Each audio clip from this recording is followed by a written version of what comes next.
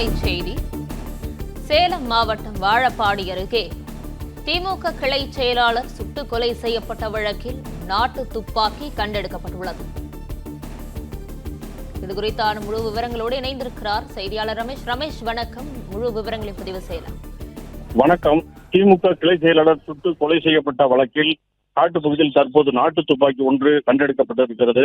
இது தொடர்பாக தொடர்ந்து விசாரணை நடக்கிறது. சேலம் மாவட்டம் வாழப்பாடி அருகே உள்ள கிராங்காடு பகுதியில் நேற்று இரவு 8 மணி அளவில் திமுக கிளை செயலாளர் ராஜேந்திரன் மர்ம ஆசாமிகள் சுட்டு கொலை செய்யப்பட்டார். இந்த சம்பவம் பெரும் பரபரப்பை ஏற்படுத்தியது. இந்த நிலையில் காட்டுப்பகுதியில் சேலம் மாவட்ட காவல் கண்காணிப்பாளர் மற்றும் காவல்துறை உயர் அதிகாரிகள் தேடினர். அப்போது அரை மணி நேரத்திற்கு முன்பாக காட்டுப்பகுதியில் நாட்டு துப்பாக்கி ஒன்று கண்டெடுக்கப்பட்டிருக்கிறது.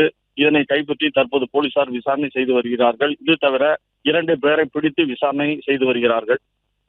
பிளே ஸ்டோர் மற்றும் ஆப் ஸ்டோரில் இருந்து பாலிமர் செயலியை QR கோடு மூலம் பதிவிறக்கம் செய்யுங்கள்.